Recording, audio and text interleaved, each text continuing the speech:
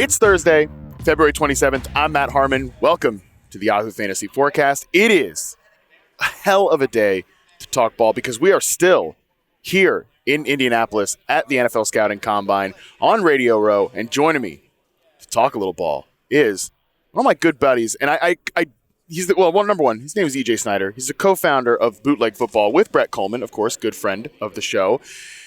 I wanted EJ to introduce you not as like a draft analyst and like one of my go-to draft guys, even though that is true because I think you're a lot more than that. Like you're just a true preeminent ball knower. So EJ, welcome to the show, buddy. I'm really excited about this.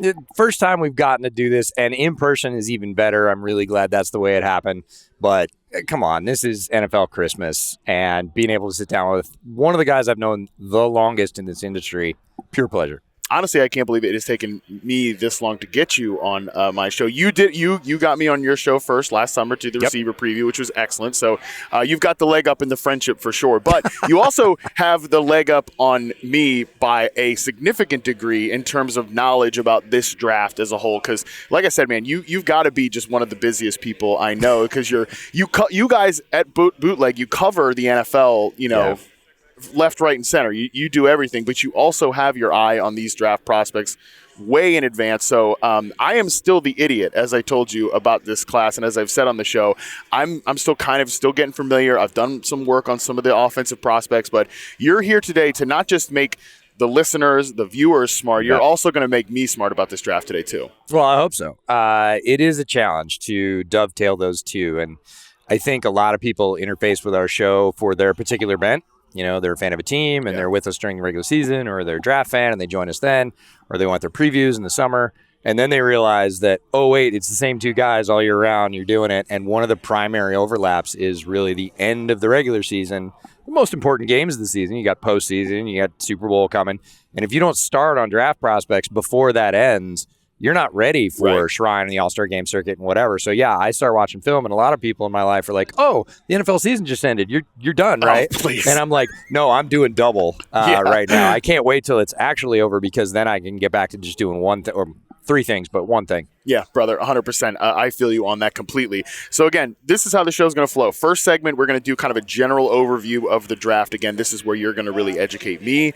And then the second segment, we'll throw it a break. Then we'll come back. We will do quarterback, running back, wide receiver, tight end, names to know people. Again, this is sort of everybody's kind of intro to this draft process. So we'll do that. And then we're finishing up with a new segment that we're going to have during draft season, Stand on the Table. EJ is going to get to throw multiple names out there, but every time we have somebody on during draft season, I want them to kind of stand on the table for like one prospect, one of their guys. And we'll do that all draft season long, but EJ is going to be the debut person here. So let's start with the general overview of this class. Again, very high level, strengths, weaknesses, just kind of where you're at with like the class as a whole. Well, first thing I want to say about this draft class is that a lot of people say this draft class is bad. And the translation of bad for me is not bad. This is not a bad draft class, and I want everybody to know that. This is a different draft class than a lot of others because it lacks flash at the star positions at the top. So people who are more casually interested in the draft look at it and go, it's not good. Yeah. And that's not true. There's a wide middle class in this draft of great football players that are going to be stocking rosters. You need those guys in the NFL for years and years and be productive pros. And some of the, talent variants from other years and things like quarterback and wide receiver, maybe even top corner. Yeah, there's not as many of those up at the top. But things like defensive tackle are historically deep. We've got maybe 40 guys who got draftable grades as defensive tackles. Last year, just for reference, there were maybe 20. Yeah. So twice as many. You're going to see guys in the 4th and 5th round get drafted and play starting roles, which is not common. Running back depth, which we'll talk about a bunch today, is fantastic. But I love running backs. Yeah. EJ is a running back guy, so we're definitely going to hit that hard. This is pure candy for me. You're seeing guys, again, in the 4th or 5th round who have legitimate chance to be longtime NFL contributors. Amazing. Which is fantastic. Tight end is deeper than it's been in years at the top and the bottom. Yeah. We have star power at the top. We have guys in the middle. And then we have folks at the bottom that are going to fill out those third tight end roles, which you need in the NFL. It's not sexy, but you need them. Offensive line, it's okay. If you need a starting left tackle, you probably should do that early. But they're, again, down the board interior offensive linemen, some tackles developmentally, if they don't have to start right away, I think have potential. It's the strongest class there, no. But there is a lot to like in this draft class and a lot of really deep position groups that I find as draft analysts tons of fun. I get it that casual folks are like, hey, there's no Peyton Manning. This is garbage. Right. It's so fascinating because I think you can juxtapose this year's draft with both this year's free agent crop and also last year's draft in an interesting way, and like rookie draft specifically for dynasty folks. Yeah. I mean, last year the strength was at quarterback and wide receiver. And it was kind of like, it's not a ton of running backs. I mean, there end up being great picks like Bucky Irving and stuff like that. But and I know you were a Bucky Irving guy, so you had to feel pretty good about that one. I did. Should have had you on the show last summer. Damn it, that's on me. That's on me. That's on me as a host. I'm working to get better. But anyway, so. This year, though, the strength is at the running back position, probably early in dynasty drafts. It is at the tight end position where there really wasn't that last year, other than the one guy, obviously, in Brock Bowers. So I think that's an interesting juxtaposition. And then even as you were talking about the left tackle kind of like better do that early, there's actually, there's not an abundance of names, but I was talking about this with Jory on the earlier episode this week. There are some like serviceable left tackles in free agency. So I think it dovetails well to kind of be able to check boxes for teams this offseason. And teams really do have to do that. The alchemy of team building is understanding that every year, and if every NFL team is a new team. And GMs say that all the time. Fans don't love to hear it, but we're in a point of the NFL cycle of growth, if you want to call it, where 50 to 60% of contracts are 1 to 2 years. So you're turning over a significant portion of your roster, and you have to replace those guys. And there's really only 2 ways to do that. You can do it in free agency, you can do it in the draft. You've got draft capital on one hand, you've got cap space or cash space on the other hand, and you really do have to look at, well, A to B. If we do it over here, what's the cost over here? Do we have enough resources, or are we going to have to go this way because, we traded away all our picks and we're just going to have to be miserly about cash? But you've got to come up with the whole picture at the end. It's never perfect. There's sort of A, B, and C for every option. But that's where the great GMs are a step ahead. The Howie Roseman's right. They're playing chess. They're looking at 2 years down the road. A lot of folks are, as we know, more hand-to-mouth in the NFL. Yeah, definitely a little bit more reactionary for Correct. sure. And it's interesting, too, again, kind of dovetailing this draft class as a whole and everything, is that you mentioned the strength is at the defensive line, especially the interior defensive tackle class. There's a lot of names that people need to know there, and just general defensive line disruptors. What a perfect sort of second act in terms of the last major NFL event that we saw, which was the Super Bowl, where like every single person watching that game is just, they got their ass kicked up front, being the Kansas City Chiefs by the Philadelphia Eagles. And you've got a lot of, if you're a team that's trying to chase that model, which, by the way, like how stupid is that? Like, big lesson. Big lesson from the Super Bowl. If your pass rush wins with 4, people are going to try to copy the Eagles model. You mean the model of like the game of football? Give me a break. Yep. So again, that's going to be a talking point, and it works really well with this particular draft class. It does, and a lot of, again, we talked about the NFL being cyclical, and there are down classes. You talked about tight end class not being great last year. Well, the NFL needs to restock, and sometimes it's every 2 seasons, sometimes it's every 3, sometimes there's a bit of a drought. So teams kind of hold off. They're looking at that balance down the board in the draft, and they go, like the 5th tight end this year is really not that good. I should probably pick something else. Well, that bill comes due. You still need tight ends. So you get to a class like this, you got tight ends up and down the board or defensive linemen that are available in the 3rd or the 4th.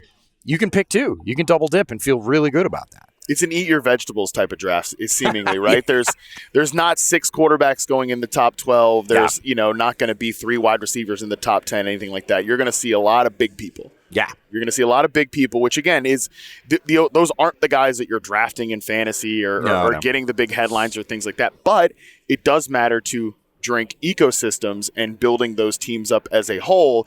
So that's why this draft really is important. I want to go back to one of the points that you made about it being like a, quote, bad draft, because I think this is too existential of a question to do, I doubt it. Damn 10 minutes into the podcast or whatever. But in the fantasy space, people always talk about like draft capital, like, draft capital matters, this, that, and the other.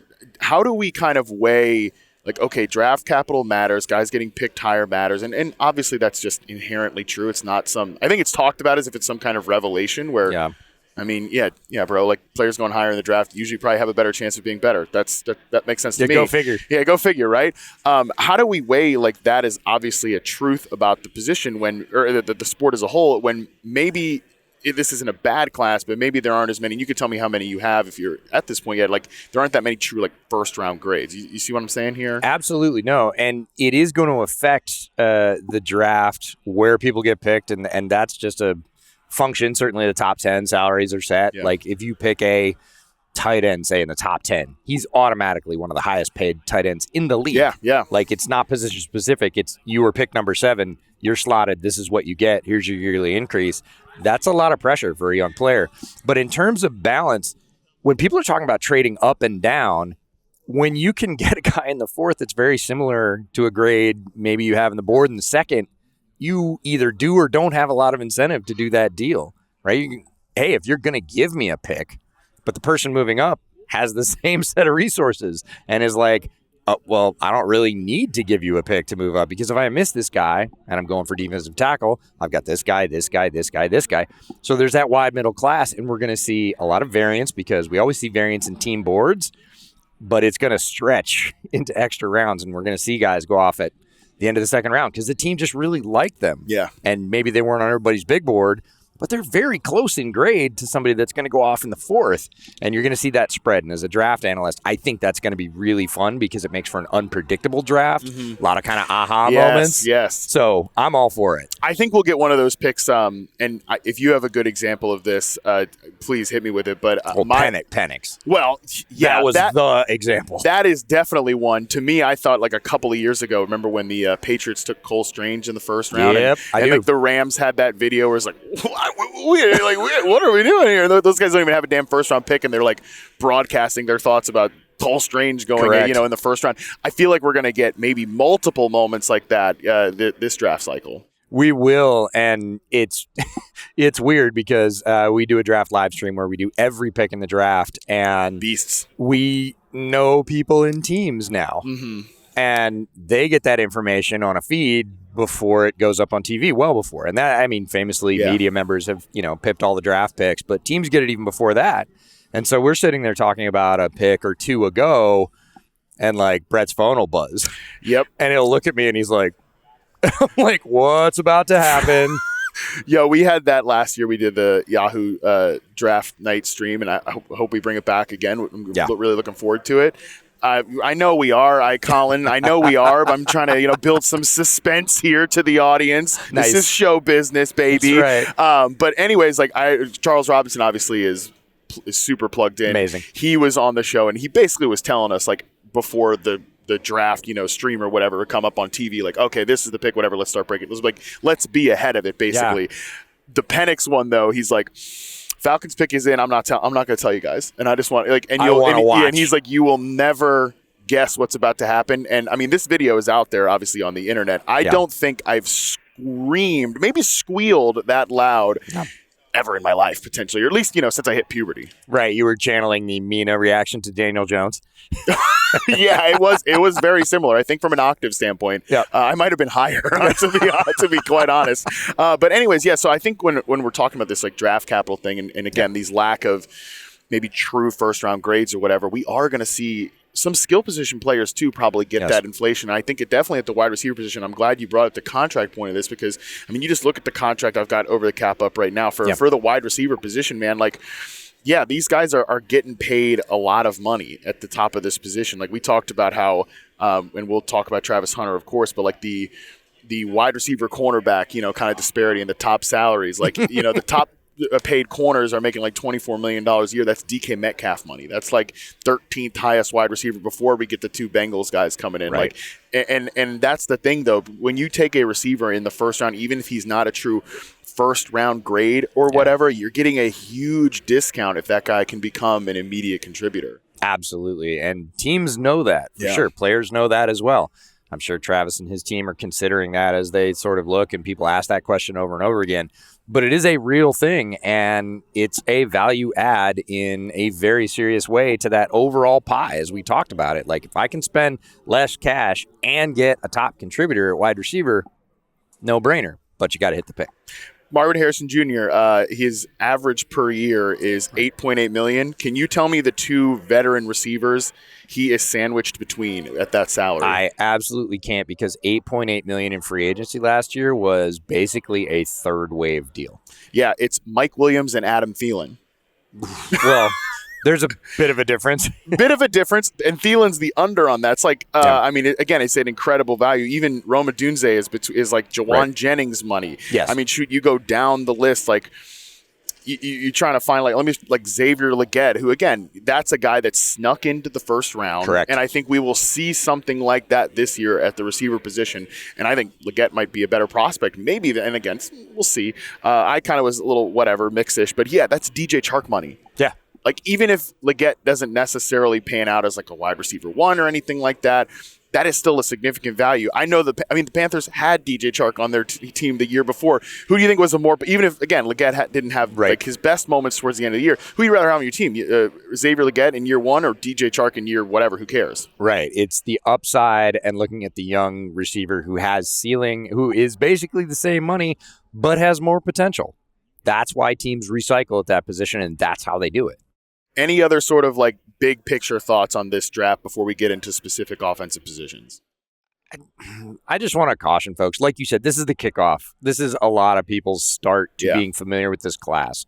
And a lot of people want to jump in right now and be like, what's your ranking? Yeah. Like 1 through 50. Well, that's assuming that I've seen all 50. I try and do a top 135 watch before the combine, because that gives me roughly the top. Oh, just 135. Oh, small number you threw out there. Well, the 135 piece is really, I'm trying to get top 100. Yeah. Because there's going to be a lot of focus. Shows like this, rankings, big boards, you name it. There's going to be a lot of focus on those top 100. There always are. Well, you can't just watch 100 guys and say that's the top 100. Yeah. You got to watch a few more. And then there's a couple you just throw in for fun with popcorn. And you end up at like 125, 135. And you can roughly say, coming to Indianapolis, I'm pretty familiar with that top 100. And I can make statements like it's a pretty strong class historically because I've been doing this for a while. Right. So for me, it's a necessary evil.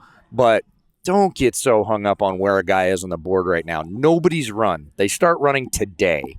We all know that's going to start the movement, but it's not going to stop the movement. Then there's pro days. Then there's rumors. Then there's injuries. Medical's already started to leak out, huge. right?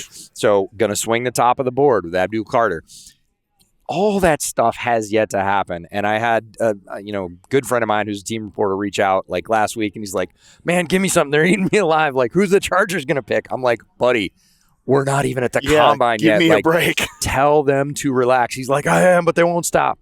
And it's great for folks like us. Folks are hungry for draft content. That's great. But just have a little patience. Let the water settle a little bit. Combine's going to start that fire, and it's going to burn all the way to the end of April. So just kind of enjoy the ride and don't get hung up on, well, he's at 200 right now, and that's not fair. It'll change. It's a marathon. It's not a sprint. Correct. Like we say that about the NFL regular season, and that is absolutely true for draft season because we aren't even actually talking about any games or any changing information. It's just the taking in of what is already there. Just last thing, you mentioned like your rankings and things like that. Do you have kind of like a top 5, top 10 sort of favorite prospects right now? Not yet. I'm a weird one. Like, who are the names sort of in that, again, that people should know, even if they are like defensive players, things like that? Oh, you mean just like top 5 for the draft? Yeah. Oh, I mean, you got to start with Abdul Carter, even with the injury, let's say revelation, right?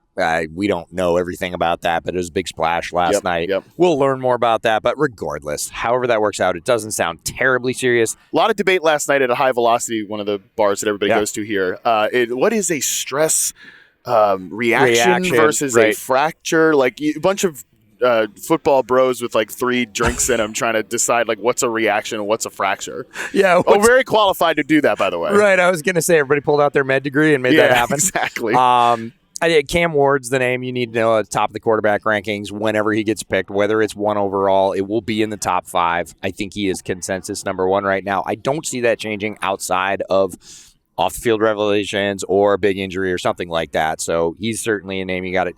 We talked about Travis Hunter, the two-way star from Colorado. Is he a corner? Is he a wide receiver? Doesn't matter. He's a great football player. He's absolutely top 5. I think he's got talent to go top 1. It's just an odd way to spend that pick, and it's also very expensive. But he's there as well. Shedeur Sanders is the second quarterback, which you need to know, but I don't know that he's going to figure into the top 10. I think somebody will slide the chips in just because they'll panic. Yeah. And supply is always outstripped by demand. And again, you said the balance of the free agency class this year, that just kind of ramps that up.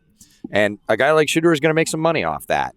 Should he be picked in the top 12 just on a talent evaluation? He should not. Will he? Probably, because it's the NFL. Ted McMillan we'll talk about. Yep. I think he's a guy that's being talked about as the top wide receiver right now. I've heard he may run very slowly, which is not surprising given his tape, but that does have an effect. It takes a little shine off. And when you're debating, hey, this guy or this guy, and somebody goes out and runs a possibly very slow time, again, we talk about combine winners and losers. Tet just has to not be terrible. Yep. If he's okay, he'll be fine. He'll retain a lot of his position because we know about the ball skills and the route running and everything else. But he just has to not be like historically slow because GMs in this league are risk averse, and that's a risk, right? If he goes out and runs, I'm not saying he's gonna. If he goes out and runs like a 4.72, a GM's got to justify to all his scouts like the only guys that have ever been successful in the league at the wide receiver position. It's like 3 of them ran over 4.7. Like that's tough to go against. And usually GMs will take the path of least resistance. So big week for Tet. Mason Graham, one of the top defensive tackles, probably one of the first defensive names, Michigan guy, played next to Kenneth Grant. He's going to test really well. He's a beast. Plays with a lot of energy. That's 5. Yeah. Perfect. All right, let's throw it a break. When we come back, we will dive deeper into these offensive skill position players right after this. All right, we're back. EJ is continuing to make us smarter and smarter. I feel my brain expanding on this draft class here. Let's get into these offensive skill positions. You kind of started to touch on it. Let's hit the quarterback group where I'm with you that it does seem to everybody kind of the talk is that Cam Ward does seem to be settling in as that consensus guy. So with that in mind that he's the QB1 of this class, where do you sort of slot him in terms of the guys who went last year, just generally as a first-round quarterback prospect? Yeah, a lot of people were kind of shoehorning him in and saying he was not top 5 last year, and which would have meant, depending on where your rankings were, probably after J.J. McCarthy. So it was like clear separation between last year and this year. Yep. I don't know that it's that clear. He would have been in the mix for that 4th spot for me. I live up near Washington State, so I was familiar with him. We thought we were going to get to see him at Shrine last year. Like, literally, we were there. We were expecting him, and then he took the offer at Miami, which was very good for him. Played himself into a good spot because now he's not quarterback 4, he's quarterback 1. Right. That's going to make him a bunch more money. He's got a very live arm, and I think the thing that people really gravitate to with Cam is his ability to play off structure. Yeah. And that's a bigger deal in the NFL. We heard it a lot. This was a debate we all had last year about Caleb. He's not on Caleb's level that way, but he is one of the best in this draft at doing that, combined with a very live arm and a great attitude.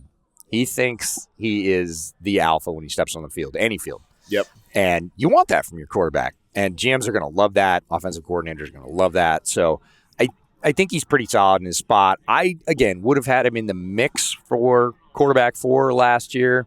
I like his game a lot. I certainly know opinions vary and people didn't have him there or don't. I don't think he's out of the conversation of being, in the mix last year as in that top 5.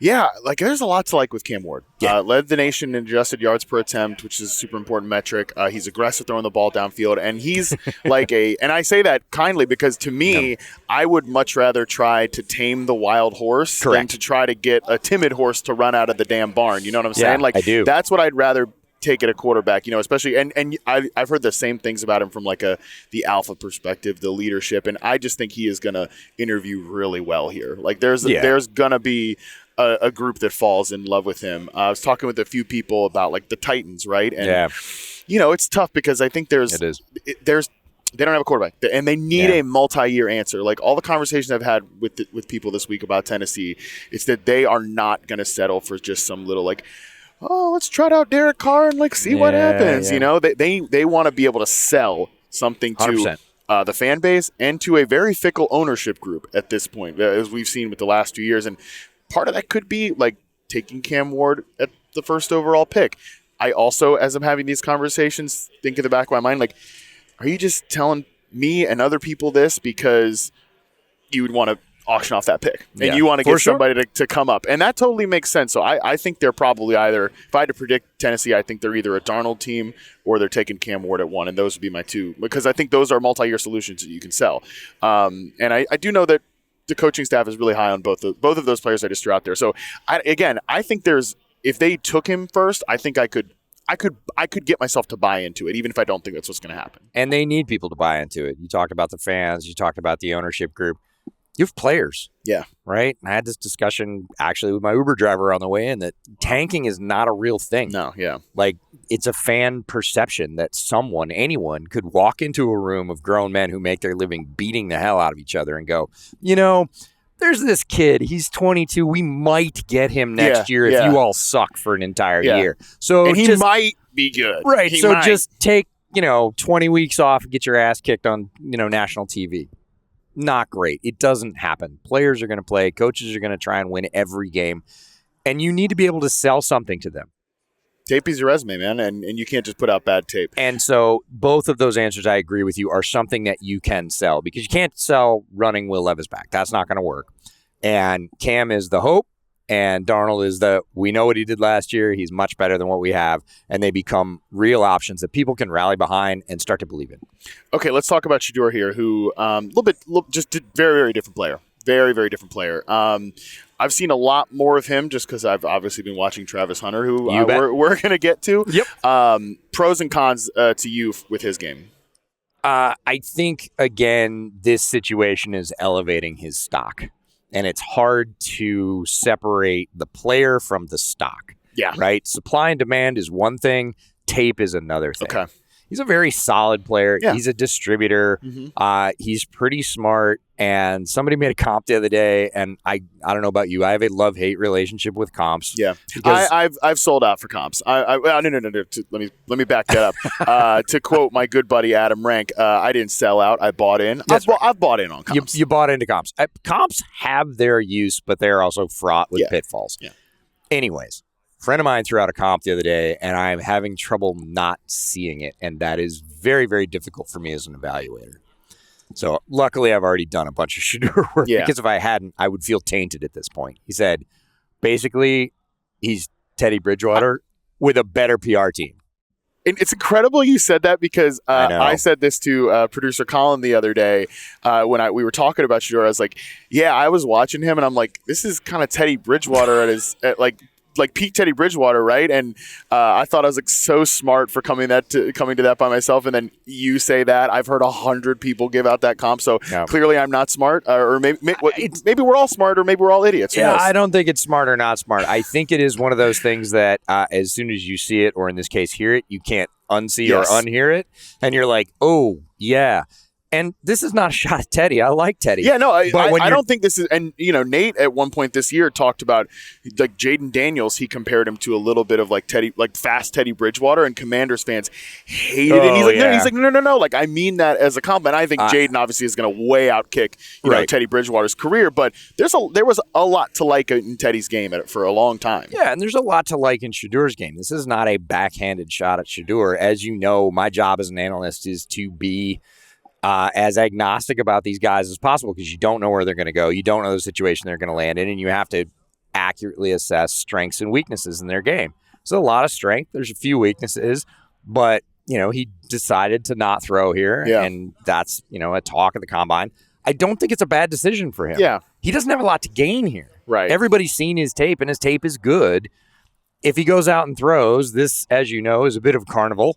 Turns into an arm strength thing, right? Right. And he's not going to win there. Yeah. And his team knows that. Yeah. So, why would I do that? It's a bit like this is going to be an odd long walk for a short drink of water. But if I'm the agent for a running back or an inside linebacker, I'm telling them not to go to all-star games because they're going to get set up in drills it's not where they're thrive, not right? leveraged, right? They're going to get beat over and over again on tape, no matter how good they are. They're not supposed to win those drills. Yep.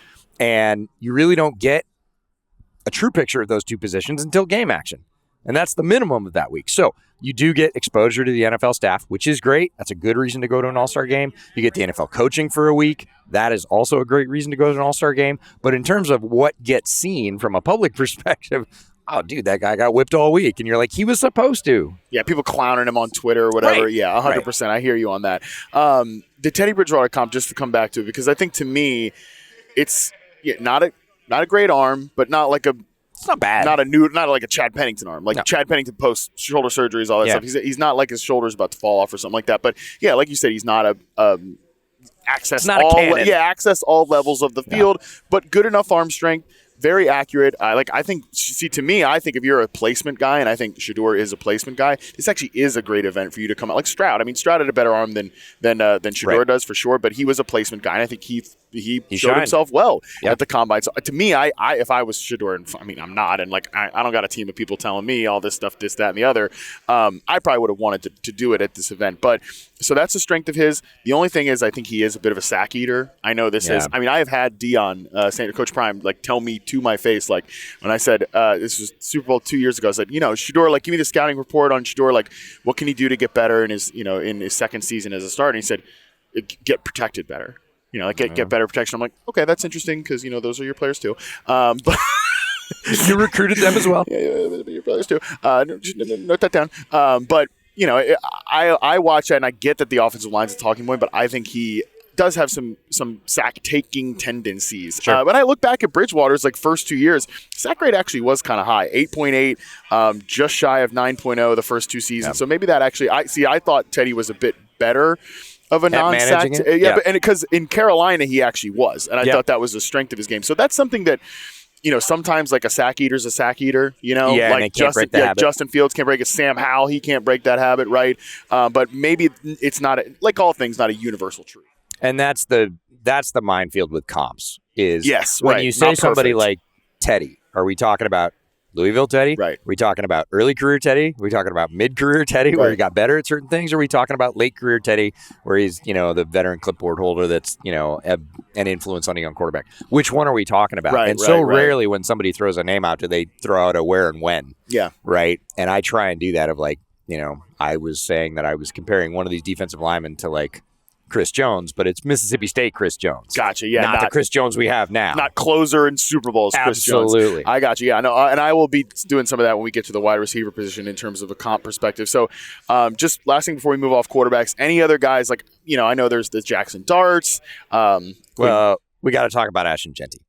Well, no. Just before we get to run, I know you're itching to get to running backs, but just any other quarterbacks you've got a strong take on kind of here.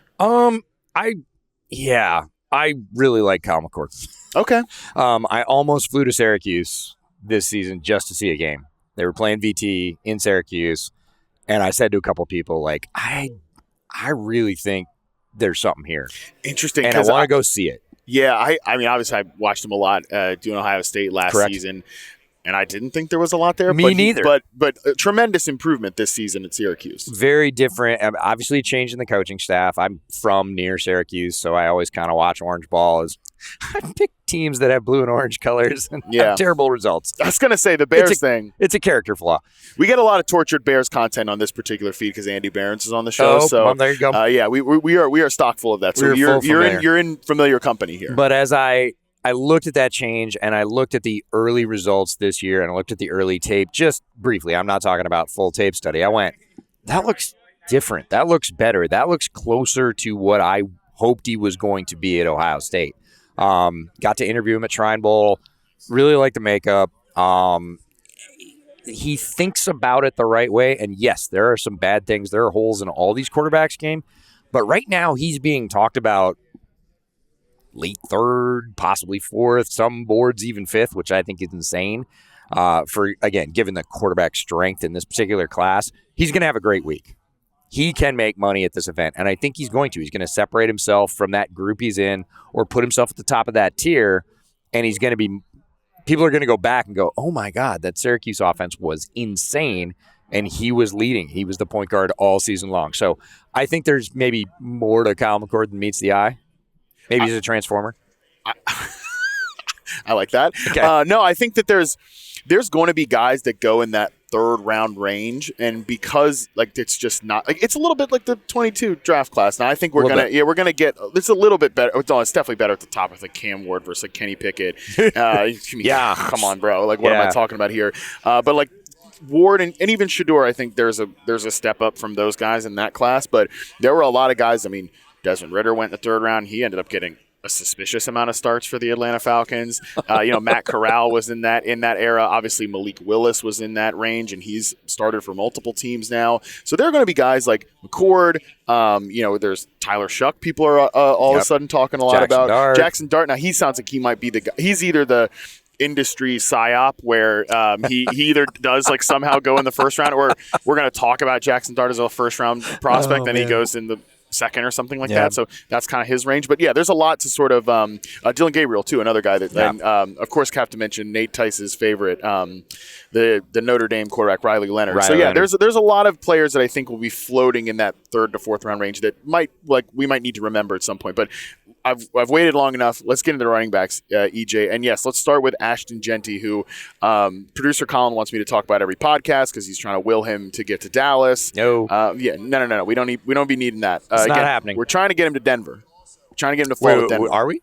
No, I'm just kidding. Matt Harmon is. I'm trying to will that to happen. Good for you. And that's just the bit I'm committed to at this point. But again, he already knows how to wear blue and orange. Exactly. Yeah. I mean, didn't even really have to move that much, He's a Bronco. Come on. It makes all the sense in the world. Okay.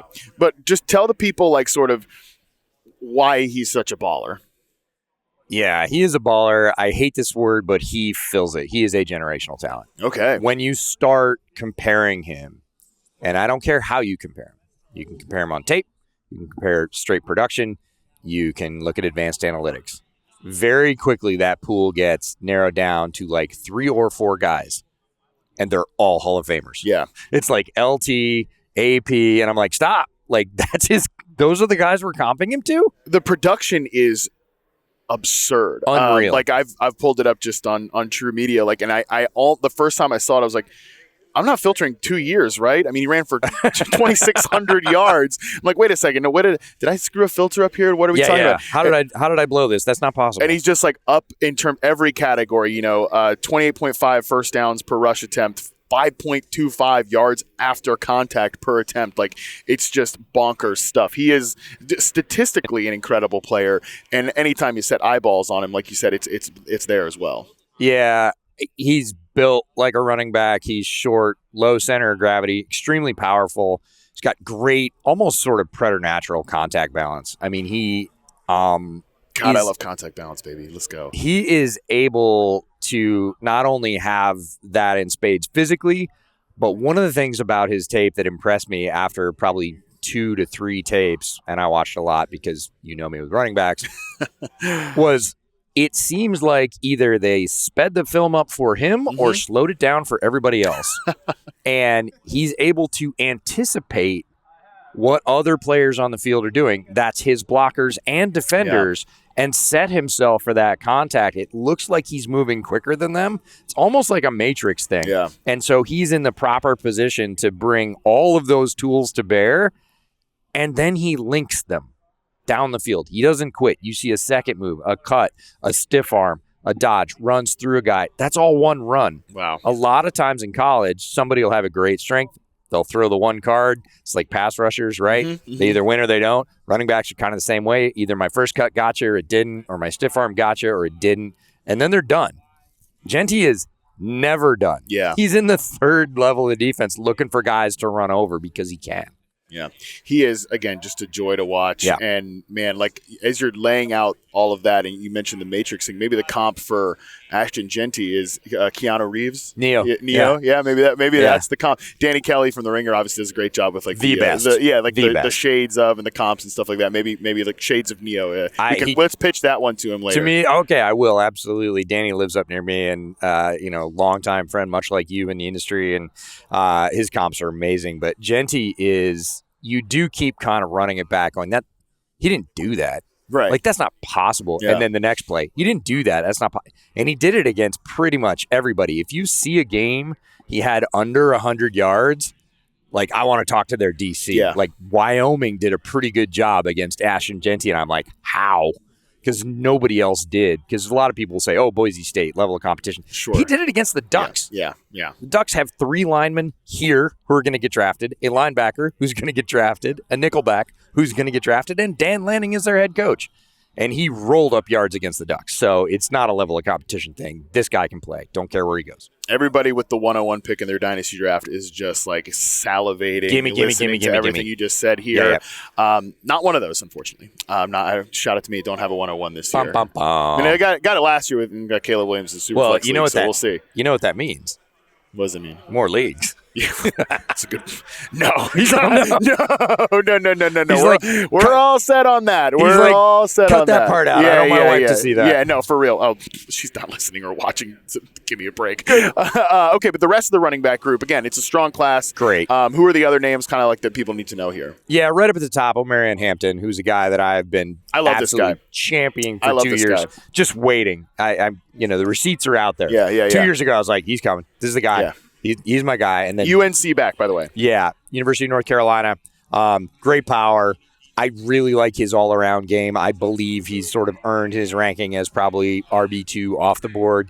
First round, maybe it's a positional value thing. Could go 25, could go 37, could go 40. It doesn't matter. Great player, going to play right away. Cam Scattaboo, everybody talks about him. Skater boy. He is a lot of fun to watch just from a pure popcorn standpoint. Yeah. But I think a lot of people get caught up in that, and he's more than that too. Okay. A lot of people I'm just watching this for Cam running over people. He's great at that. Yeah. But he also has really good vision. He's got pretty good patience. His cuts are very good. And again, he links moves, and it's all effort. He is going to sell himself to coaches, or already has probably with film. They're going to love sitting down with him just from an attitude standpoint, but it comes with a lot of skill as well. So he's there. And then Caleb Johnson, the back from Iowa. Another guy with crazy production and yards after contact. Can both run over a guy and run away from guys, and that's pretty rare when you have that combination because, as you know, when you're setting up a running game, you are leaving one guy for the running back. Yeah. And if your back can beat them pretty much regularly and then run away from the defensive back from the other side of the field, you get a lot of long touchdowns. And he got a lot of long touchdowns. Yeah, 6.4 yards per carry, over 220 pounds. We'll see again what he weighs in here, but he's somebody I'm excited to watch this weekend. He is a ball. Yeah. I mean, to me, it's like Jeanty, Johnson, Hampton. All those guys are super exciting prospects. I really like Hampton just from what I've seen so far. He's like my type of back, man. Yeah. He can hit big runs, but he's also like a good sustaining runner as well. That's my type of back for sure. I'm trying to stay on track, but I'm also looking at these Ashton Jeantys. That's his 107 first downs this year, which is just bonkers. It's wild stuff. But I want to just real quickly before we move off running backs, tell me about the Ohio State guys, Henderson, Quinshon Judkins, which, by the way, Judkins, is like a grinder back. That's a name that makes sense. Yeah, there's some advanced scouting for you. Yeah, when we say that people match their pets. Yeah. Running back names match running back games. Quinshon Judkins is one of those. Yeah. So it really is, the NFL comparison is Sonic and Knuckles in Detroit, right? You got your speed guy and your power guy. TreVeyon Henderson is the speed guy. Yeah. And there we go. One of my favorite phrases that I steal from you all the time is trump card. What's the player's trump card, right? TreVeyon Henderson's speed might be the fastest back in this draft. Now, I think, and I said this last week and caught a bunch of fire for it because, Ohio State fans. Yeah. Famously pleasant folks. Right, they're pretty sure they're guys. They're like, what do you mean? I was like, well, look, he is the fastest. And in terms of pure home run hitter breakaway speed, he's the guy that you're pointing to in this draft. Vision, it's a little too much like DeAndre Swift for me, which means not always great. Yeah. So if the hole is there and he sees it, forget it. He's literally going to break everybody's ankles and angles as he goes by, but he might not hit it. And in terms of that down to down, you're talking about Marion Hampton. Yes, he can hit big runs, but he's also going to get what's blocked every run, which is a very strong point for a running back. I don't think TreVeyon's there. Doesn't mean he can't improve there. But again, just being honest about what I see on tape, the speed is unreal. Yeah. It's unmanageable. It shouldn't be that much in one guy. Quinshon Judkins is the flip side of that. He's the knuckles. Vision's a little bit better, bigger, more run over guys. TreVeyon can run over a guy here and there. Quinshon can do it regularly, grind out those yards. You need that. It's a great combination for them, obviously, this year. Going to be a lot of talk about them, but it's the guys behind them even. The Devin Neals from Kansas, the Damian Martinez from Miami, on down the board, Jordan James from Oregon, who almost nobody's talking about. It's probably going to get drafted in the 4th or 5th just because of the numbers.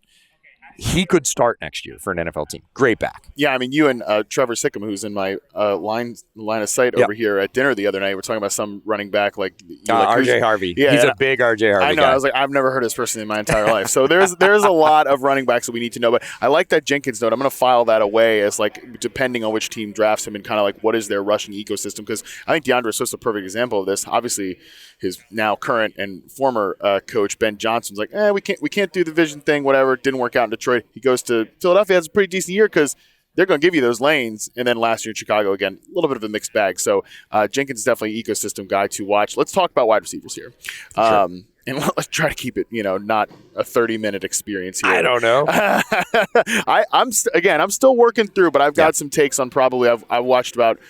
I've got like a good sample on about 7 guys right now. Not a full charting sample, but I've got about 7. So let's have the Travis Hunter conversation because I haven't actually had it on this podcast yet. I've talked to 100 people this week, and depending on like how many drinks I've had is like how extreme I'm gonna say something about it. I mean, again, I had dinner with Colin the first night I was here, and I said something about Travis Hunter, a phrase that he's like, say that on the show. And I was like, I'm not going to say that on the show.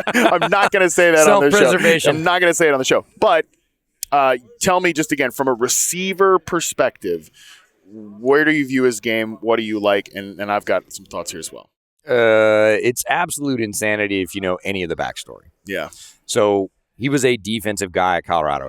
I think the consensus here is you, as a rookie in the NFL, start him at corner because both game plans are denser and harder to pick up. It's really not fair to saddle a guy with a full meal deal of both. Start him as a corner because he's exceptional there as well. Give him a package of plays and let that grow through time. Well, Colorado started with the same thing. He sat in the defensive meetings. They had a small package of plays for him. They immediately saw how effective those were. And basically people say, Colorado's offense is really simplified. It's because they were running the reduced package for Travis Hunter because they wanted Travis out there. Yeah. And he was obviously their most impactful receiver, and they could get away with it. They were winning. So if you think about that he wasn't even really sitting in offensive meetings and he had a package of like 15 plays, and he did that at wide receiver, it's pretty tantalizing to say, and of course, you with your specialty, like, if he could sit and specialize, do you know what we're talking about here? This is the conversation I was having the other night where, like he doesn't even go to the offensive meetings, right? And like that is insane because to me, when I first got into, like I'm going to start charting him or whatever, to me, I thought it was a little, because again, I don't watch college football during the year. Happily married man.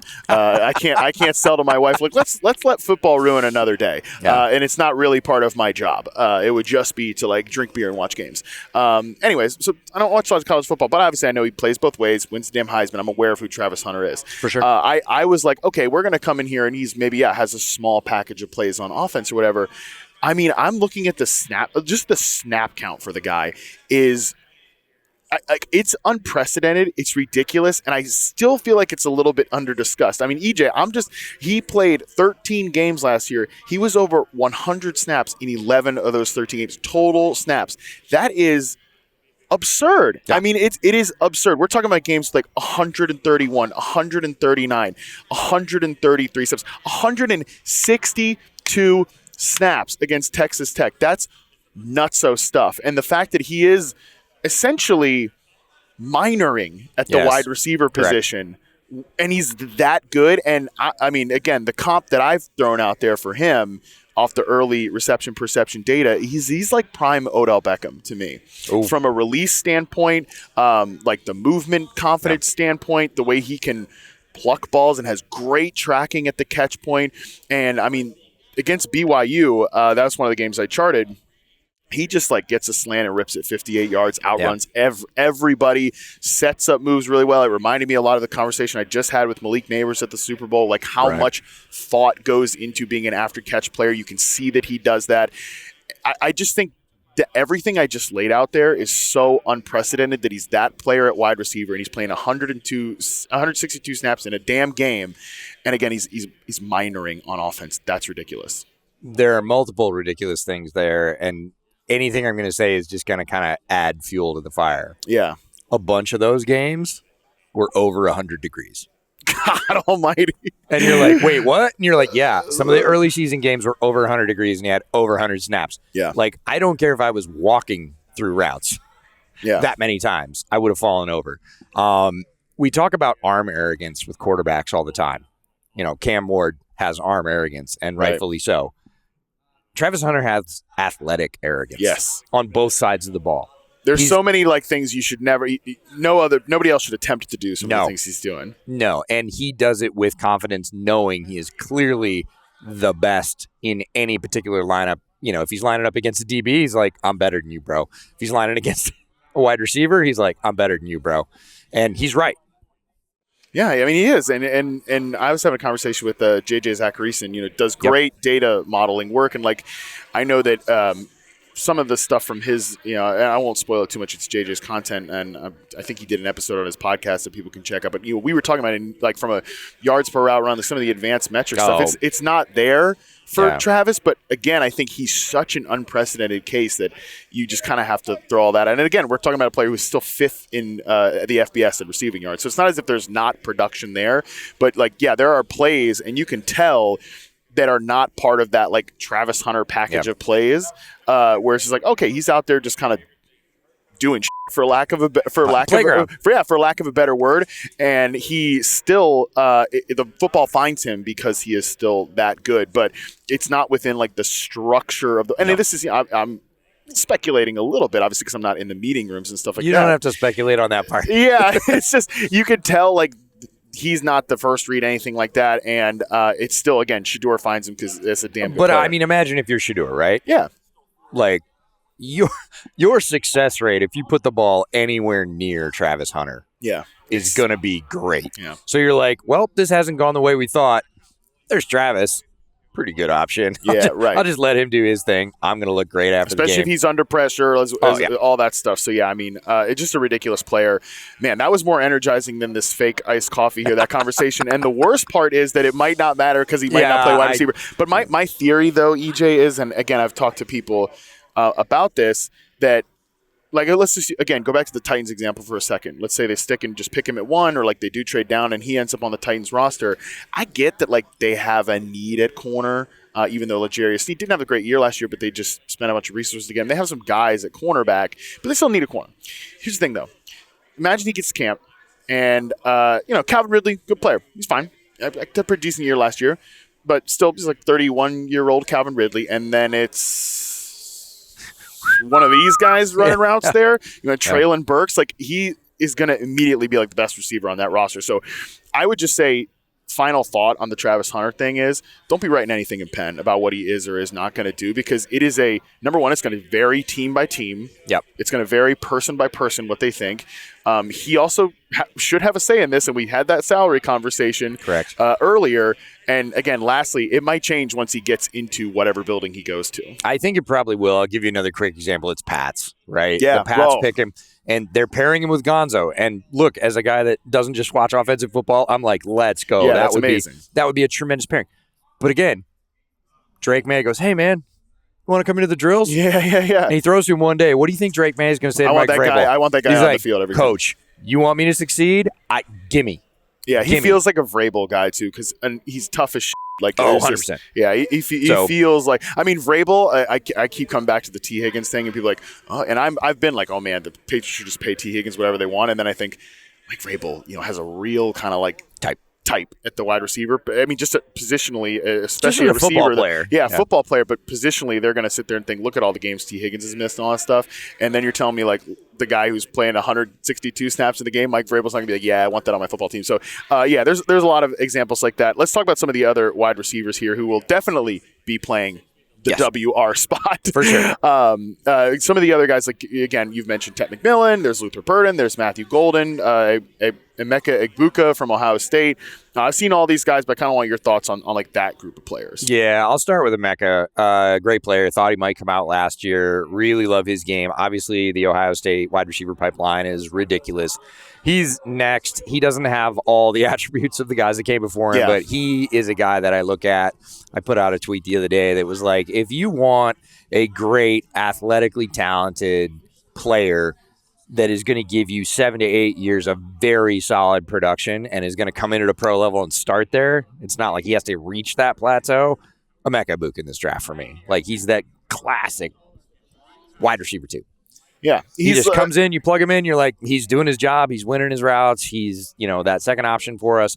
Utterly reliable. Great football player. Love him. I love that Houston landing spot. Obviously, it's his former quarterback and C.J. Stroud, but also, man, they need that gritty, dirty work guy, and that's where he stands out among all. And these. And he knows Stroud. Obviously, he knows Stroud, but that's the exact type of receiver that they didn't have last year. That they certainly need, and they need a wide receiver too right now because unfortunately, Tank Dell is just a guy that you can't count on this year. Sure. And I don't know. I was talking with somebody about this the other night. Tank Dell went from a cautionary or hey, he's an outlier to a cautionary tale real quick from the size perspective, and that matters when we're talking about a guy like Tez Johnson in this draft class, he's even smaller than Tank Dell, but he can also rip it. So again, I think Houston would be a great spot for him. But yeah, he's different than all those Ohio State wide receivers because he's not the same separator versus man coverage as a guy like Jax. Even I was going to say obviously Garrett Wilson, Chris Olave, but even JSN, man, JSN. I loved him as a man coverage beating route runner. Egbuka is more, again, that dirty work player, but yeah, he could come into the right landing spot and be immediately productive and catch a lot of passes in year one. Tet McMillan, I'm glad you brought up the 40 thing because, I've definitely noticed that. First of all, let me say, I love his game. I think his film's really good. He's definitely on that. He's not Drake London, but he's on that axis of receivers. If we're talking about to me, I think the archetype is Michael Thomas is the peak. Then there's Drake London's right there. Yep. And then you go a little further down to the Michael Pittman's, Cortland Sutton's. Sure. He's kind of on that closer to the Cortland Sutton axis of that, which is still, it's a very good NFL player. Damn good NFL player for sure. But that 40 time I do think is something to watch for this weekend because I've noticed that, my old Kuipers had him slipping to the Chargers, which, by the way, that's exactly what the Chargers. Who gives a damn about his 40? That's exactly what the Chargers need. DJ had him going to the Bucs. Again, these back half first round teams. Right. If he goes out and runs a low 4.5, I think that's not happening. He's going to go higher than that. But if that 40 is a little lower than that, that's where it could come into possibility. Yeah, his win, Tet McMillan's win this week is probably anything under 4.65 is not burn it down territory. 4.62 is fine. Oh, yeah. But I think 4.62 could get him. And this is so stupid, whatever. But it could get him to slip to that range. No, and those teams would be very happy because there have been some very productive receivers who've run that fast. But if he goes a little higher, if he runs a 4.67 or he runs something worse, he slips or pulls up, right, and he says, pro day, there's going to start to be that conversation. That's going to become a much more realistic option, which it's not been since kind of preseason ranking. Preseason ranking, Tet McMillan was wide receiver 1 with a bullet. They were he's coming back. He's 6'5", 210, great boundary control, awesome hands. Not the sharpest routes, but again, it's not necessarily his game. But very fluid, very fluid. Can win in, I would say, interesting and creative ways. We talk about that with the quarterback. Well, they got to throw to guys too, and if you get that kind of mesh, he could be a contributing player right away. So a win for him is just not terrible this week. Yeah, 100%. I hope he does because, man, I really like him as a player. It'd be great if he does. It'd be really great. So that's obviously something to watch. If in terms of the other guys in this class, if they can maybe close that gap a little, what do you think about a guy like Luther Burden? Because I think there are big opinions on Tet McMillan. There are people, everything we just said, there's still people I know that have him the 5th overall prospect. Hayden Winks, I think, had him as the 5th overall prospect in this class. Hayden loves him. There's a team I know in the top 10 that has him as a viable pick. Has him as a viable pick, and one of the top the tier 1 prospect in this class, whatever. So there's a wide range of opinions on Tet. I think there's a lot of wide range of opinions on Luther Burden as well. It happens all the time in college football when we get a big disparity, right? Sometimes it's a coaching change, sometimes it's a usage change, sometimes it's an injury. Luther Burden has the transcendent season last year, right? And this most recent season, fine, but not as good. They had some quarterbacking struggles. There were some other things that get crept up. Wide receivers who, again, are having that slip in production, get frustrated. He's no exception. Got some dumb penalties. Was a little mouthier on the sideline about that. He was just, come on, I can help the team more than this. And I'm not going to hold that against him. In fact, a lot of coaches are going to love that. But the real question for teams and fans and everybody else is, which Luther Burden am I getting? Right. Am I getting the guy that was setting records the year before and we were talking about as slipping into Heisman consideration? Or am I getting the guy that, kind of underwhelmed and has fallen down the rankings? Like, where is it? Somewhere in the middle? That's probably the real answer.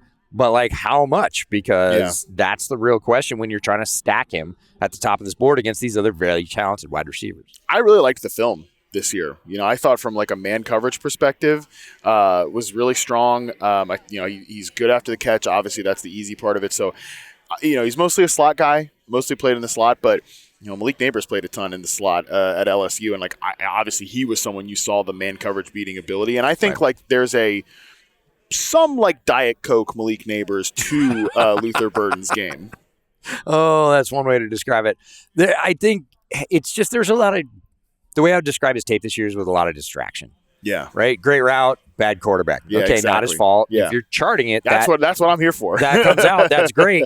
But then there was, good route, okay quarterbacking, hit him in the hands, concentration drop. Yep. And I know drops are noise, right? But still, how much noise? And then when you start to sort of add it up, it's just like there's a lot of noise here. There's drop noise. There's bad quarterbacking noise. There's quitting on route noise. He definitely didn't run all the way through some of those routes when he wasn't targeted this year. Yes. Some quarterbacks are going to be okay with that. He made his quarterback look a little worse in certain situations because of that. There's just a lot of things you're like, can we drop those out? Because the pure version that we got to see last year, if there is such a thing, was cleaner and better. Yeah. And I think everybody loves that, and not everybody loves what now. So again, it's that question of where are we going to be on that continuum? And that's why I think that wide range exists on him. So he's Correct. definitely going to be a profile that I really am looking forward to rounding out.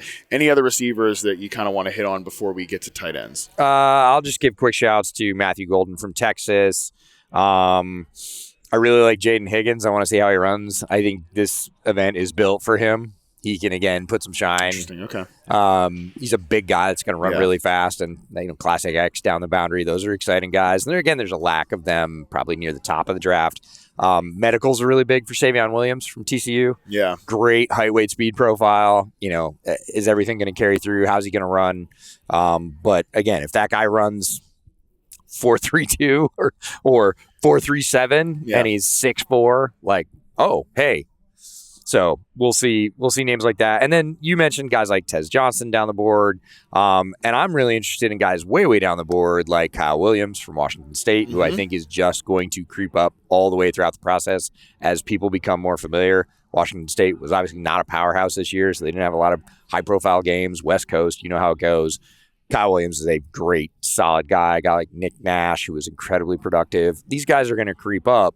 Not because the other ones are falling, but you know how this goes. As we go on for 2 months and people start to nitpick, they're going to look at a guy like Kyle Williams and go, damn, that's a pretty solid wide receiver. I'll take that. 100%. Keep an eye out, too, this weekend on Trey Harris, another guy I think could really help himself with a big weekend because he's 6'3", 210, in that neighborhood. He's a big X receiver that can beat man coverage. Now, his yards per route run against man coverage is it's absurd. Running the games I've charted so far, it's 54% screens and curls. So it's a stripped down route tree, but there's so many good teams that need an X, and he could be an appealing option for them. So that's another guy. Sure. We're going to have this is we're scraping the surface of the wide receiver discussion. We'll obviously have a billion more of these conversations throughout the course of the next couple of months. EJ, let's talk tight ends here before we throw to break. It's a great class, and I don't want to undersell it here because there's a lot of fascinating names. No, it's amazing. Tyler Warren is the top of my board, the Penn State tight end. He's kind of Mr. All Everything. Yeah. Penn State lined him up out wide, in the slot, in line, as a fullback. This is my favorite one. As an eligible receiver center. Really? Yes. I got to see that play. Unbalanced line, and he caught the touchdown on that play. There we go. And he threw one because he's a former high school quarterback, and he's a lefty, and he threw a touchdown this year. Georgia did some of that with Brock Bowers. This is like that on steroids. Just bigger. Yeah. Warren's not quite the yak threat that Bowers is in terms of elusiveness, but he will run you over and can block and whatever else. Colston Loveland, really interesting player, and I think he's a power slot. Okay, yeah, He's not a great blocker. He's not functionless there, but he kind of reminds me of like Isaiah Likely. Isaiah Likely was like good at one block, and Colston Loveland is good at one block, but it's a different block. Yeah. But he is so fluid and such great hands. And his route tree this year, because again, Michigan had their own quarterbacking struggles, was reduced. If you look at his route tree last year, they used him for everything, and he was good, and he can win that way. So if you're going to use your tight end like a power slot and throw to him 85, 90 times a year, Colston Loveland is your guy, pretty much custom made. Yeah, he strikes me kind of as like what people wanted Dalton Kincaid to be a little bit. Yes. Like he's the supercharged, maybe actualized version of that. And from a fantasy standpoint, man, like if that guy hits, that's correct. It hits. Yeah, it could win you your league. Could win you your league. Could be like you're gonna have to take him in the first round of your dynasty draft. But like again, if that hits, you are hitting it out of the freaking park. 100%. So yeah, man, he's obviously a critical player to see the landing spot on. Hit me on just some kind of thoughts about Mason Taylor, Harold Fannin Jr., some of the other guys in this. I love this tier of the tight end draft because the big discussion we already talked about, but Gunnar Helm is a guy you're going to see from Texas who, as you're going through his film, you're trying to chart negatives, right? And you're like, no, not really, no. And he didn't get a full range of usage there, but you see examples of all of it, and you're like, no, he can do that. He can do that. He can do that. He can do that too. And pretty soon you're like, damn, he's a better player than I thought he was. I really like Gunnar Helm. Elijah Arroyo from Miami is really exciting, super fluid, athletic, down the field guy. Cam Ward was finding him a lot with that arm. Mason Taylor, I really like. I think he's the guy that's probably talked about the least that is in this group and has kind of earned that place, but people aren't talking about him yet because they're talking about Helm. They're talking about Arroyo. They're talking about Harold Fannin, who is you want to talk about divisive. Fannin is divisive. We had that conversation this morning on our Underdog podcast about is this Juszczyk 2.0 or is this like Gerald Everett? How do you see him? What do you want what do you want your tight end to do? He can kind of do it all. The thing that's a little bit goofy about Fannin for me is, yes, he's a little bit smaller from physical profile. No, they don't ask him to block a lot. And again, the Isaiah Likely comp comes up, but I think he's got more route savvy, and I think people miss it. So whenever you get to watching Fannin down the field, look at the subtle things he does with head fakes, with leans, with just little jab steps. He works down the field as a wide receiver and works himself open and earns a lot of his yards. So I think there's a lot to Harold Fannin. Even Terrence Ferguson, saw him on the podium this morning from Oregon. Again, a contributor for that great Oregon team. A bit more of a red zone guy than I think between the 20s guy necessarily, but that's a useful skill set too, and a lot of teams need it. So teams are going to be filling up on TE1, TE2, and even TE3 down the board.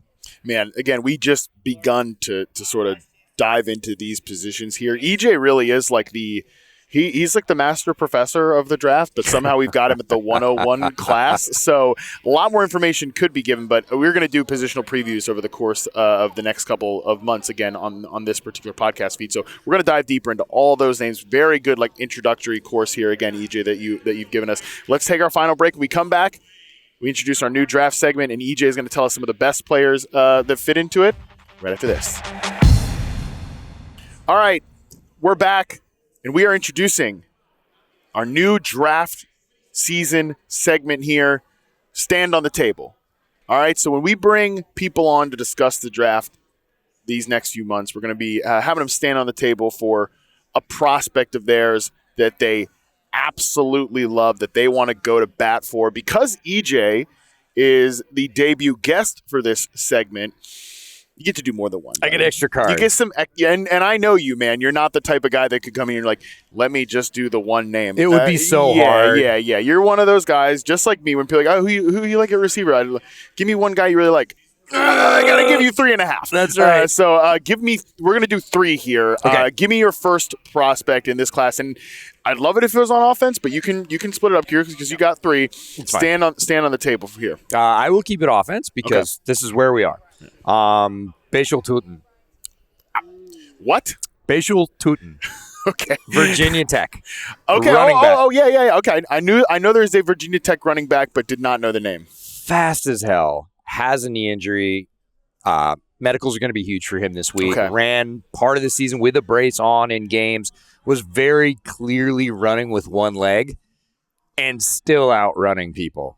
His game reminds me a little bit of Kenneth Walker. I like that. That's spicy. It's so spicy. Okay. And if he heals up and gets clean medicals, he's still going to be down the board because of the depth of this running back class. Go watch his tape. It is pure popcorn stuff. It's ridiculous. Love Tootin. Okay, so again, Virginia Tech prospect is 5'8", 211. That's a good build for a running back. Lance Zierlein, NFL.com's got a Isaiah Pacheco comp. That's another big, violent runner. Pacheco, I think personally, Pacheco is just a tough comp for anybody because he's got a very singular style. Honestly, if I'm doing a Pacheco comp in this draft, all credit to Lance because he does amazing. OG. One of the studs, yeah. Absolutely. I'm going to go with the Rutgers guy. Kyle Monaghan. Yeah, well, there you go. He's more like Pacheco to me than Tootin is because Pacheco's really fast, and we got to see that at Shrine Bowl the year we were there, and that's actually how Pacheco got on my radar. Okay. Was he took a little swing pass in practice, and all of a sudden just ripped down. I was like, we've seen the violence, we've seen the no quit, we haven't seen that. What the hell is that? And then he becomes Isaiah Pacheco, so I can see it. For me, it's a little bit more cakewalk because the first cut might not get you, but the second cut's going to kill you. And forget it. You're not catching him. So a lot of fun there. Yeah, he's definitely got power and a little bit of home run hitting ability, it sounds like, which is great. Lot. Again, those are the type of backs I like. Where do you kind of see him? I mean, I know, again, the injury makes it tough, but that's the piece. Range of the draft, maybe type of system he'd fit bet in. I mean, he's got really good vision, so he could run power gap, and like you said, he's got a little bit more power than you think he does. He can run through people, but if you get him in wide zone stuff, so Shanahan is, you get. That's why people are excited about Kenneth Walker this year. Absolutely. And it's a great fit. And once he gets that edge, again, if you're leaving one guy unaccounted for and your back can run him over and he's as fast as Bajal Tootin is on one leg, get out of here. It'd be pure fireworks. All right, give me number 2. Number 2, I will go with a wide receiver. I'm going to go way down the board because is this your Malik fun. Washington this year? Oh, no. Our guy, Malik Washington? Our guy, Malik Washington, who didn't get the usage we wanted, but we're not giving up. Never. There's literally 3 of us. No, anyways. No, I'm going to go with Antoine Wells Jr. from Ole Miss. Okay. I started out in South Carolina. This is Juice Wells. Got to see him up close at the Shrine Bowl. And again, you could talk better about this than I do, but one of the things that we look at is how are they going to do versus man? Yeah. Right? Press. Because you can't be pressed and you're going to the NFL. You can be great in college and be terrible in the NFL because you're going to see it way more than you probably did in college. Very much limits your deployment. 100%. If you can't beat it, you're not getting on the field. Antoine Wells Jr. was roasting people, 101s, straight up, man, press, roasting people. Great release package. And I literally stood there on the field and said, that's a wide receiver 3 in the NFL right now. And people might think that's, a backhanded compliment. It's not. That's everybody has 3 wide receiver sets, and not everybody runs 3 wide receivers deep. Yeah. You draft a guy like Juice Wells way down the board right now. I mean, he's in depending on the board, you're looking at 170 to 210 range. Oh, yeah. And he's fast. He had great production at South Carolina. Dipped a little bit, but still really good production playing for Jackson Dart. And people are going to forget about him. Everybody's going to look at Trey Harris and Caden Prescorn and Jackson Dart, and Juice Wells is going to be there. And that represents a real value for a team that's going to be able to plug him in as wide receiver 3 and go, damn, he's winning. Richmond VA guy, so I'm obviously I'm ready. I'm ready to stand. Sure. But yeah, man, I think that's interesting. And again, in this class, that we're looking for depth pieces, correct? Right? We're looking for that in this class because there were guys Malik obviously I think was more of a late day 2 guy, not a 6th rounder, but there was the neck thing and all that stuff. But there were guys in last year's class that deep down your wide receiver board, you're you get him in the right spot, we could be talking about a real deal contributor with some upside. It doesn't seem like there's that many guys in this year's class that have that, but maybe Wells could be one of those. He sure could.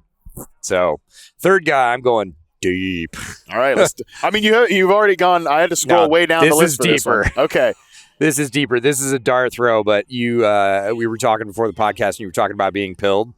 I was glad you didn't say what it was about, but what a professional. A little bit of mystery. It's what we call a teaser in the business. Brant Keithy, Utah. Okay. Issues galore. He's been injured. Position? He's tight end. Okay. But what's his pro usage? So Brant Keithy has been at Utah so long that Tyler Huntley was throwing him balls. Oh my God. Right. So, by the way, you said you were going deep. I had to scroll all the way down the NFL.com combine invite tight end page to get to our guy here. You're going to find a borderline draftable grade on Brant Kuithe because Sure. of age and injury history. However, when you watch the tape, you're like, that's an incredibly useful guy. If I can take the offensive explosion parts of Juszczyk, not saying he's Kyle Juszczyk. I don't think he's quite the blocker that Juszczyk is, but all the fun stuff that we wish Shanahan would do with Juszczyk more often because every time he does it works. Yeah. Brant Kuithe can do all that stuff, and you might be able to get him as a UDFA. That's ridiculous. Like you said, history of injuries. He's going to be 25. Yep. He is 25 right now. He'll be 26 Yes. later this year. Correct. So interesting profile, kind of very unique profile, but definitely I like it. Somebody to watch for very deep down the list. Yeah.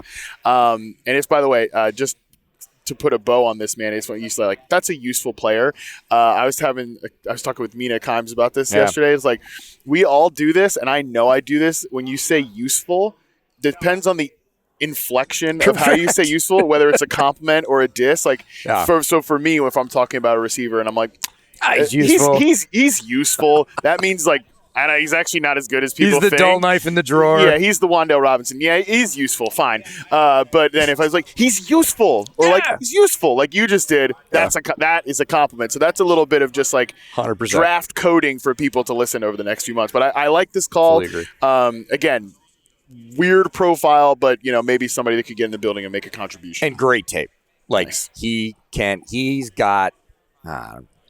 I'm not going to say that. Self-preservation. Not going to compare him to a great yak player, but once he has the ball in his hands, he's not done. Let's just put it that way. Love it. All right, EJ Snyder, you absolutely just like threw the ball up, friggin' cranked a home run on this one, man. You cooked. Like you came on this show and you cooked. So I appreciate you doing this, man. It was great to do it. Tell the people where they can find your work, and for God's sakes, subscribe to Bootleg Football on YouTube for the people out there, because if this like whetted your appetite about the draft, these guys, you and Brett, are going to be crushing it here over the next few months and well beyond that. Yeah, we're going to be pouring out 5-gallon buckets of content for the next several months. So Bootleg Football, head to YouTube, search Bootleg Football. If it doesn't come up first, I'll go kill somebody because it's supposed to. There's no way it doesn't come out first. Yeah, it should come up first. But we've got player interviews from Shrine. We've got regular podcasts. We're going to be doing a podcast from the field after O-line drills here at the Combine, which is going to be great. Oh, hell yeah. That's awesome. So all kinds of fun stuff at Bootleg. And then if you're a tortured Bears fan, we mentioned this earlier, you can check out Bear Era every once in a while. New Bears podcast for us this year. Growing subscribers there, and it's more a labor of love. But we're going to have some great draft content too. Oh, amazing. Well, yeah, again, the people who come here for Andy Barron's and That's sad correct. Bear talk and they're just not getting enough, they can go there and get that. I don't know if you are on the private jet like level of wealth that Andy is at. I don't want to assume. But, you're also younger for sure than Andy, who's I think is this year, I believe it's Andy Barron's 78th birthday. Oh. Which is pretty crazy. No, excuse me, 79th birthday. Okay, Excuse me. You missed one. Yeah, my bad. That is my apologies. Anyways, what a great note to end the show on. All that great draft info and an Andy Barron's burn at the end. You can't ask for a better podcast. And the best part is he's never going to hear this because he does not listen to the show. Can't even buy it. Yeah, no. And nobody clip it and send it to him either. Okay. Appreciate you, EJ. You absolutely crush it. Again, people will subscribe to Bootleg Football. It's going to be your hub for all the draft information you need. And then the summer series later on, which is always an absolute killer. So shout out to you. Thank you, EJ. That is going to do it for today's show. The next time you hear from me, from us, here on the Yahoo Fantasy Forecast, it is going to be our debut episode of Mock Draft Monday this draft season. We loved it so much last year. We're running it back. Going to get a ton of great people all throughout the next couple months. But we're going to start with my buddies Nate Tice and Charles McDonald. That's coming to you on Monday. Until then, we're out.